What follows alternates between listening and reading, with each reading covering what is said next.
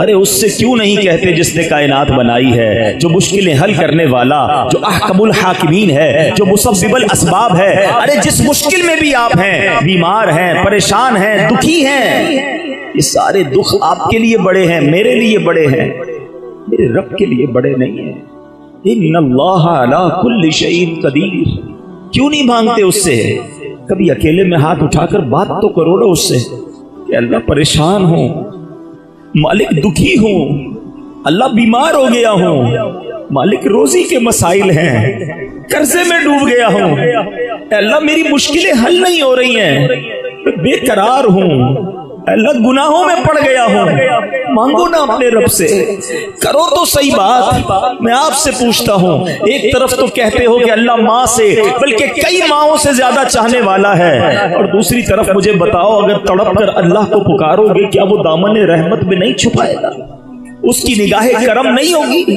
ارے ہم نے جب آنکھوں میں آنسو لے کر ماں سے بات کی تھی، ہماری ماں نے ہمیں سینے لگایا تھا، ہماری ہر بات مانی تھی، وہ تو کئی ماؤں سے زیادہ چاہنے والا ہے، کیوں نہیں پکارتے اسے؟ اور خاص طور پہ میں آپ کو مشورہ دیتا ہوں، اگر آپ کسی بھی بڑی تکلیف میں ہیں، کبھی تہجد کے وقت اکیلے میں جہاں نماز بچھائیں، جب دنیا میں کسی کو نہ پتا ہو کہ آپ کیا کر رہے ہیں، آپ ہو رب کی بارگاہ ہو، اپنے ہاتھوں کو اٹھائیے، اپنے سروں کو جھکائیے، اپنے آنسوؤں کو بہنے دیجئے اور اپنے دل کی بات اپنے رب سے کیجئے۔ اچھا مزے کی بات بتاؤں، دنیا میں کئی لوگوں سے بات کرنے کے لیے بیچ میں ٹرانسلیٹر چاہیے ہوتا ہے۔ آپ کی زبان پنجابی ہے، جس سے بات کرنی ہے وہ پنجابی نہیں جانتا، مگر میرے رب کی بارگاہ میں بات کرنے کے لیے کوئی ترجمان کی ضرورت نہیں ہے۔ آپ اپنی زبان میں بات کرو، آپ اپنی مادری زبان میں اللہ سے بات کرو، وہ تو دلوں کے حال جانتا ہے، ارے وہ تو دلوں پر گزرنے والے خیالات جانتا ہے۔ بس مسئلہ یہ ہے ہمیں اللہ کی بارگاہ میں ہاتھ اٹھانے کا ٹائم ہی نہیں ہے، ہم لگ گئے فضول کاموں میں،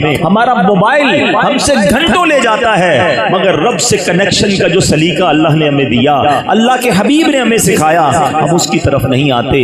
تو یاد رکھو، جو جتنا مانگتا ہے، جو جتنی دعا کرتا ہے، اللہ اسے اتنا پسند فرماتا ہے، اور جو دعا نہیں مانگتا، اللہ کی بارگاہ میں سر نہیں جھکاتا، اسے اللہ پسند نہیں فرماتا۔ کہ کب دعا قبول ہوتی ہے؟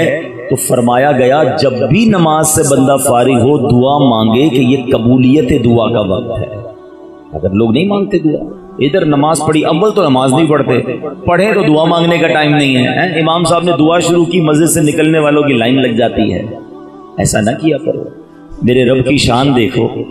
دنیا میں کوئی بندہ مانگنے والا ہونا وہ اچھا نہیں لگتا، ہاں مانگنے والا کسی کو بھی اچھا نہیں لگتا۔ کوئی ہمارا قریبی بھی ہے نا اور کہ یار بڑا پریشان ہوں مدد کر دو، تو شاید پہلی بار ہم مدد کر دیں گے، تھوڑی دیر بعد پھر آ جائے، تھوڑے دنوں بعد کہ یار وہ پیسے ختم ہو گئے اور چاہیے۔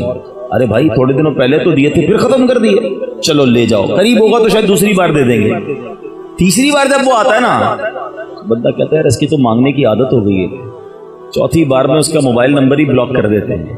یہ ہے دنیا، دنیا والوں سے بار بار کوئی مانگے تو لوگ اسے بھگاتے ہیں۔ میرے رب کی شان دیکھو، جو جتنا مانگتا ہے اللہ اسے اتنا پسند فرماتا ہے۔ ادعونی استجب لکم، اس نے خود قرآن میں وعدہ فرمایا مانگو میں تمہیں عطا کروں گا۔ اگر مسئلہ یہ کہ آج دنیا والوں سے مانگنے کے لیے ہمارے پاس ٹائم ہے، اللہ کی بارگاہ میں ہاتھ اٹھانے کا ٹائم نہیں ہے۔ دعا سے جی نہ چرایا کرو۔ حدیث پاک میں آتا ہے الدعاء مخ العبادہ، دعا عبادت کا مغز ہے۔ ارے دعا تو عبادت کا بھی مغز ہے، مگر نہیں کرتے لوگ دعا۔ دوسری بات اس ہرنی نے کیا کہی تھی؟ حضور مجھ پر ایسی لعنت ہو جیسی اس پر لعنت کہ جو آپ کا نام سنے اور آپ پر درود نہ بھیجے صلی اللہ تعالی علیہ وآلہ وسلم۔ نہیں پڑھتے آج لوگ درود، نام نامی اس میں گرامی سنتے ہیں مگر زبان پر درود نہیں ہے۔ میں ایک سوال کر لیتا ہوں، آپ کو اندازہ ہو جائے گا کہ ہماری زندگی میں کتنا درود ہے۔ پچھلے 3 دنوں میں آپ نے کتنے درود پڑھے ہیں؟ اپنے آپ سے پوچھیں۔ ہمارے پاس بہت ساری چیزوں کے لیے ٹائم ہے، درود کے لیے ٹائم نہیں ہے۔ حالانکہ درود پاک پڑھنا یہ حکم قرآنی ہے إن الله وملائكته يصلون على النبي يا أيها الذين آمنوا صلوا عليه وسلموا تسليما صلى الله على النبي الأمي وآله صلى الله عليه وسلم صلاة وسلاما عليك يا سيدي يا رسول الله. مگر نہیں پڑھتے. قرآن پاک میں بہت سارے احکام بیان ہوئے. علماء بیٹھے ہیں, آیات احکام قرآن الگ کتابوں میں لکھی گئی کہ قرآن میں کتنی جگہ اللہ نے آرڈرز دیے ہیں, مگر کوئی بھی ایک ایسا آرڈر نہیں ہے, کوئی بھی ایسا امر یا حکم نہیں ہے جس میں رب نے یہ فرمایا ہو میرے بندوں میں بھی کرتا ہوں, فرشتے بھی کرتے ہیں, تم بھی شامل ہو جاؤ. یہ ایک ہی عمل ہے جس کے بارے میں رب فرماتا ہے ایمان والو میں بھی پیارے آقا علیہ الصلوۃ والسلام پر درود بھیجتا ہوں, فرشتے بھی بھیجتے ہیں, تم بھی میرے رسول پر, میرے نبی پر درود بھیجو. یہاں پر اللہ کا درود بھیجنے کا انداز اور ہے, علماء اس کی باقاعدہ پوری تطبیق کرتے ہیں. اللہ کا درود بھیجنا یہ ہے کہ اللہ ان پر رحمت نازل فرماتا ہے. فرشتے اور ہمارا درود یہ ہے کہ ہم دعا کرتے ہیں اللہ کی بارگاہ میں, اے اللہ ہمارے آقا پر درود بھیج. لیکن ذرا سوچو یہ عمل کتنا مبارک ہے کہ درود نہیں بھیجتے. روزانہ اپنی زندگی میں معمول بنا کہ روز پیارے آقا علیہ الصلوۃ والسلام پر کثرت سے درود پڑھیں. بلکہ علماء بڑی پیاری بات کہتے ہیں کہ اگر کبھی پورے دن میں پیارے آقا علیہ الصلوۃ والسلام کا نام شریف مبارک نام سن لیا اور درود نہ پڑھ سکا کوئی شخص, میں جیسے ہم کبھی محفل میں جاتے ہیں بار بار نبی پاک علیہ الصلوۃ والسلام کا نام لیا جاتا ہے, درود نہیں پڑھ سکے, تو علماء کہتے ہیں ایک پرٹیکولر ایک تعداد جو ہے مقرر کر لے. مثال کے طور پہ روز کی 100 بار درود پڑھوں گا, تو اب پورے دن میں اگر نبی پاک کا نام سن بھی لیا نا صلی اللہ تعالیٰ علیہ وسلم اور درود نہ پڑھ سکا, تو یہ جو بعد میں اس نے درود پڑھا یہ اس کا قائم مقام ہو جائے گا. تو اپنی زندگی میں درود پاک کو شامل کریں. ٹھیک ہو گیا, اور آگے چلتے ہیں. جبریل امین آئے تھے اور کیا عرض کی تھی, حضور آپ کا رب آپ کی امت سے اس سے زیادہ محبت فرماتا ہے جتنا یہ ہرنی اپنے بچوں سے پیار کرتی ہے. یہ اتنی مہربانی ہمیں کیوں ملی, اتنی کرم نوازی ہم پر کیوں ہوئی؟ کیا ہم بڑے نیک ہیں؟ کیا ہم نے بڑے کارنامے کیے ہیں؟ اللہ معاف کرے, کتنے گناہ ہیں ہمارے, کون سی خطا ہے جو ہمارے اندر نہیں ہے, مگر یہ ساری مہربانی ہے نبی پاک علیہ الصلوۃ والسلام کی وجہ سے. وہ ہمارے نبی, ان کے ہم امتی تیری قسمت پہ لاکھوں سلام. یہ مہربانی ہے ہم پر نبی پاک کی کہ ہم ان کے امتی بن گئے. سنو پیارے آقا کی مہربانیاں تو ایسی ایسی ہوں گی کہ قیامت کے دن جب تک میرے آقا جنت میں داخل نہیں ہوں گے کوئی داخل نہیں ہوگا, کوئی نبی بھی داخل نہیں ہو سکے گا. مگر سنو صرف پیارے آقا کو یہ اعزاز نہیں بلکہ ان کی مہربانی, ان کے صدقے جب تک نبی پاک کی امت جنت میں داخل نہیں ہوگی کسی نبی کی امت بھی داخل نہیں ہوگی. اتنی مہربانی ہم پر. تو ایسے آقا کے ہم امتی ہیں. اے امتیوں تم نے اور مجھے سوچنا ہے کہ جب مہربانی اتنی بڑی ہو گئی تو امتی ہونے کا حق بھی تو ادا کرے نا. جس پر اتنی مہربانیاں ہوں اسے کچھ تو شرم آنی چاہیے کہ کیا میرا انداز, میرا کردار نبی پاک کے سچے امتی جیسا ہے یا جیسا آقا فرماتے ہیں اس سے الٹ زندگی گزر رہی ہے.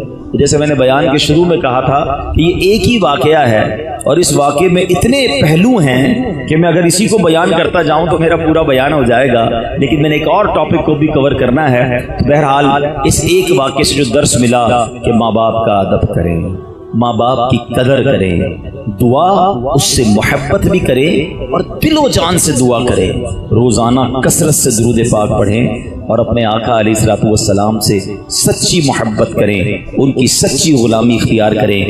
پیارے اسلامی بھائیوں, آج میں نے اس عظیم الشان اجتماع میں ایک حدیث پاک مزید آپ کو سنانی ہے اور اس کے تحت چند مدری پھول پیش کرنے ہیں. اور یہ بڑی ہی یوں سمجھیے کہ کمال کی حدیث پاک ہے. قیامت کا دن, انگریزی میں کہتے ہیں ڈے آف ججمنٹ, حساب کا دن, بڑا مشکل دن ہے. اس دن بہت ساری مشکلیں ہوں گی لیکن اس میں ایک بہت بڑی مشکل یہ ہوگی کہ گرمی بڑی ہوگی, زمین تانبے کی ہوگی. روایتوں کا مضمون ہے کہ لوگ العطش ہائے پیاس کی صدائیں بلند کر رہے ہوں گے. کچھ لوگ اپنے پسینے میں ٹخنوں تک, کچھ گھٹنوں تک, اور کچھ گناہگار ایسے ہوں گے جو اپنے پسینے میں ہی ڈبکیاں کھا رہے ہوں گے. اتنی گرمی ہوگی.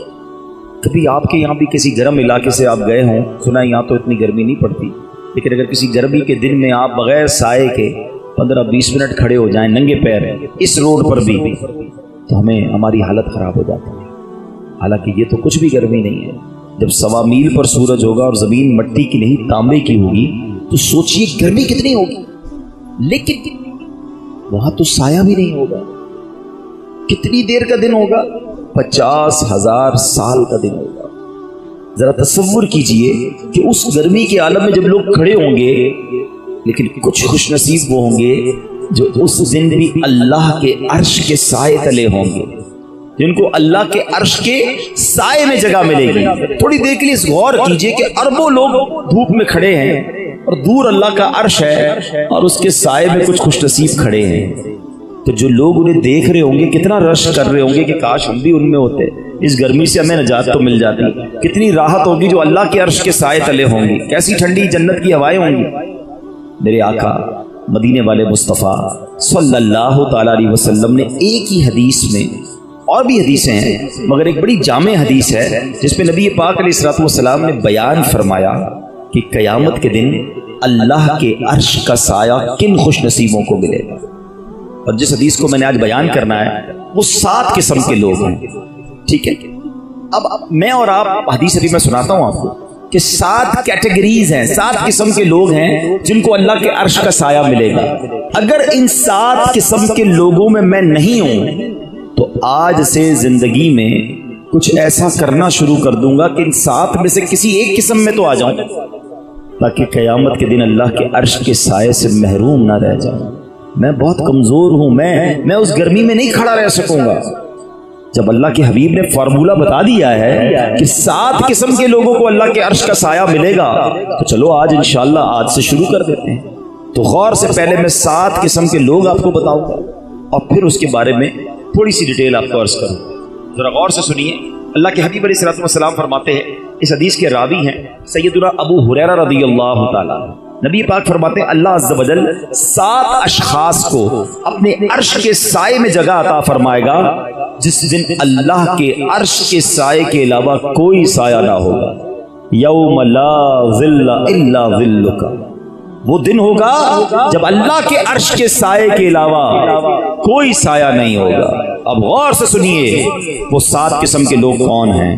नबी पाक फरमाते नंबर 1 आदिल हुक्मरान।